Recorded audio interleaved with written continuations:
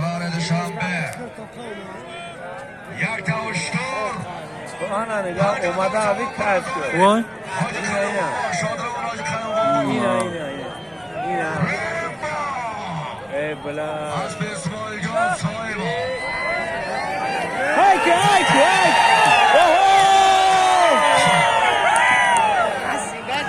آنا دیوام اومد علی و فرید نه نگاه اومد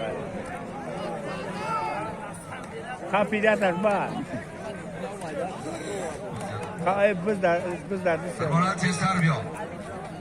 باز مرای بالا یک دوشتور از دامه فیضد اینجا نقشاف 5000 سوان پول از دامه شادروان حاج قیوم بابا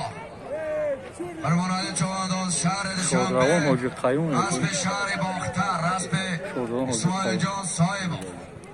اسب بنام رمبا